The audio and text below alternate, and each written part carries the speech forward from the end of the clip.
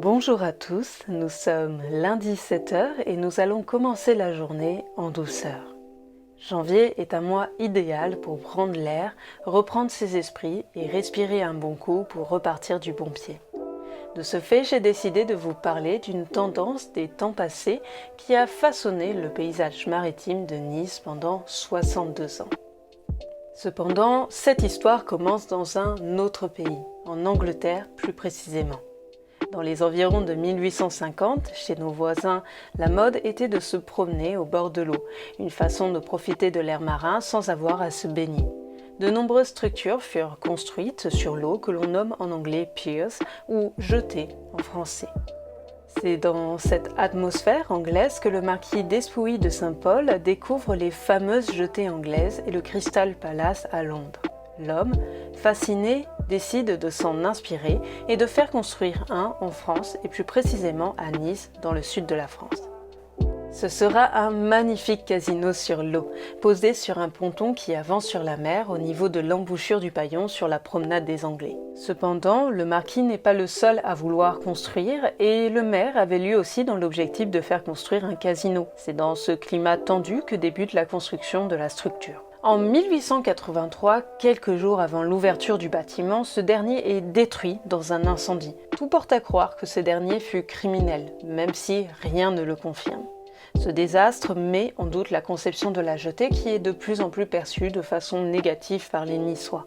Ce n'est que 6 ans plus tard, en 1889, que le casino prend enfin vie.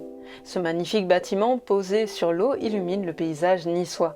On y vient pour s'amuser, profiter de l'air marin et se détendre. La jetée promenade vit finalement son âge d'or. Mais les choses se gâtent lors de la Première Guerre mondiale. Le bâtiment est réquisitionné et reconverti en centre de convalescence pour les blessés. Il ne reprend son rôle initial que pendant l'entre-deux-guerres, où le maire en fonction décide de redonner vie aux faces du casino. Ce dernier illumine à nouveau la Côte d'Azur et inspire de nombreux artistes comme Raoul de Chy qui représente la jetée à maintes reprises. Mais ce n'est que de courte durée, car pendant la Deuxième Guerre mondiale, l'armée italienne prend le contrôle des Alpes-Maritimes et Nice est occupée. La jetée promenade est contrainte à fermer ses portes le 20 décembre 1942. Et les nouveaux occupants n'ont que faire du faste du bâtiment.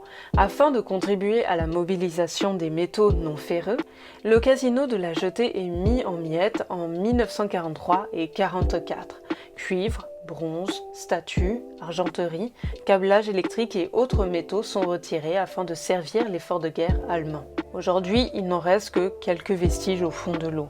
Des campagnes de fouilles dirigées par des historiens, des archéologues et des passionnés ont permis de retrouver des vestiges de cet édifice. Mais malgré que la guerre l'ait enterré, c'est la prestance et le charme du bâtiment qui marquera à jamais les esprits et le paysage niçois. Comme un fantôme, la jetée promenade continue d'hanter par sa présence la Côte d'Azur.